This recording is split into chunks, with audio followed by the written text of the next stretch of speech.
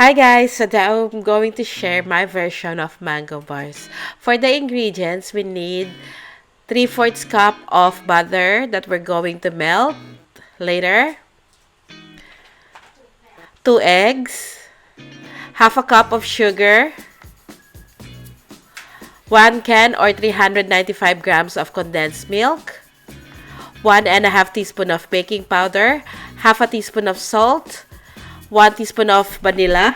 If you have mango flavoring, it's best to use that. Use 1 teaspoon as well. I'm using dried mangoes. I use 3 packets in total. Each packet of these dried mangoes is 65 grams. But basically, I'm just going to measure 1 cup of dried mangoes. You can use more if you like. So here, I'm cutting the dried mangoes. I'm not cutting it finely yet. I just want to cut them and then measure 1 cup.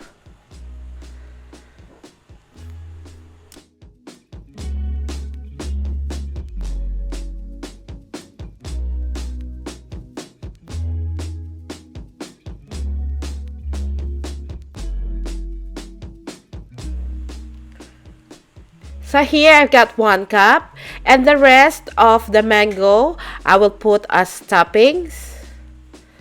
So just put it in a separate container. Now with the 1 cup of mangoes, dried mangoes, I'm going to chop them finely.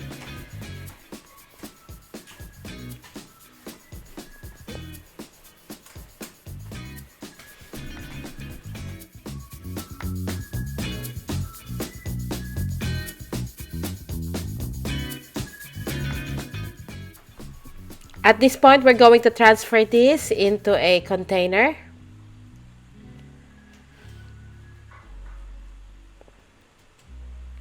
Do the same procedure with the dried mangoes for the topping. Chop them finely.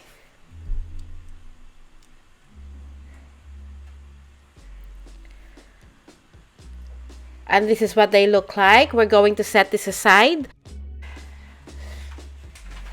Sift together the plain flour, the salt, and the baking powder. At this point, your oven should be preheating by now at 160 degrees Celsius. Add the sugar as well. Set that aside.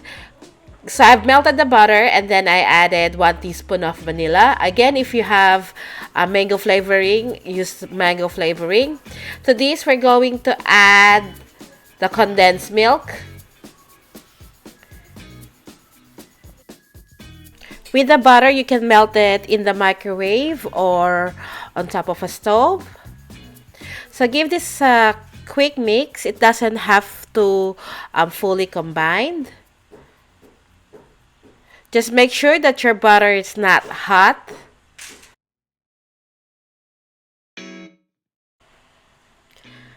Now we can finally add the eggs. And to mix this, use a whisk.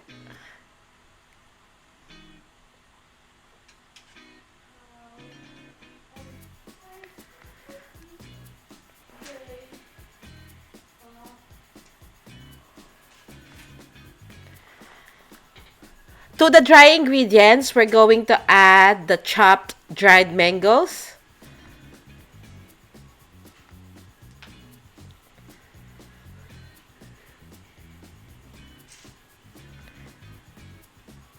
And then finally, combine the dry and wet ingredients.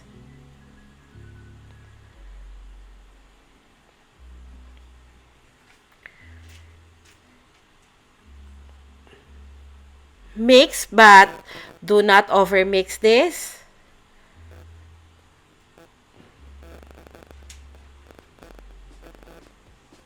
Once everything is well combined, we're going to transfer this into a baking tray.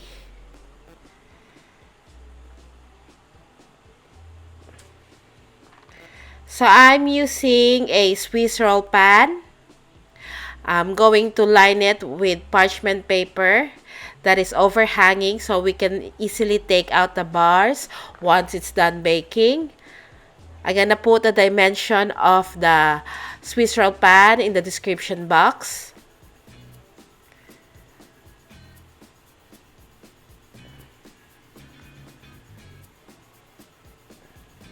Evenly distribute the batter.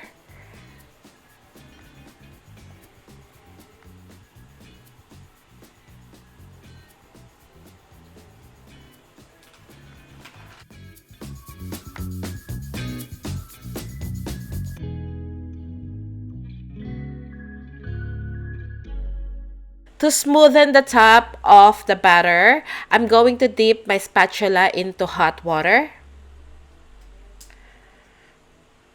Just like so.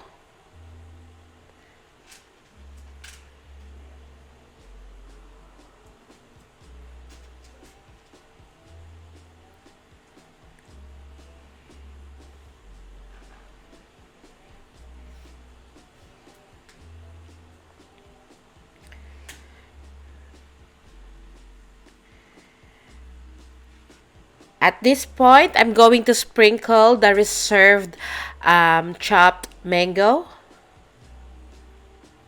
And if you want to try something more, you can add nuts to this to add more texture.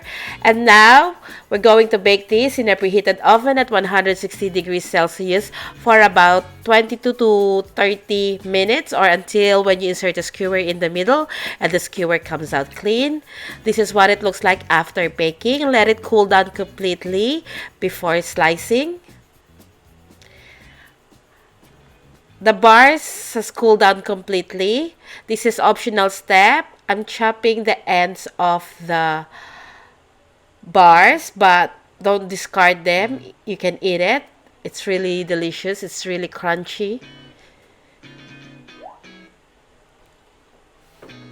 And then cut the bars according to the size that you like. I cut mine into squares.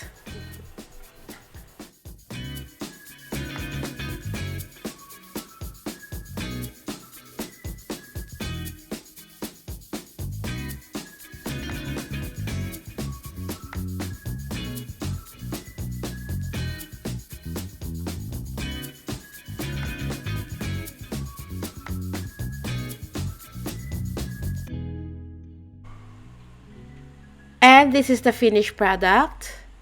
I hope you give this a try. It's so easy to make.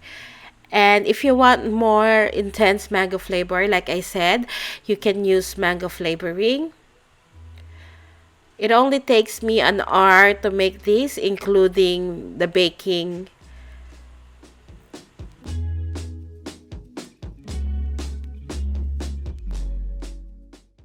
And just to show you what it looks like inside.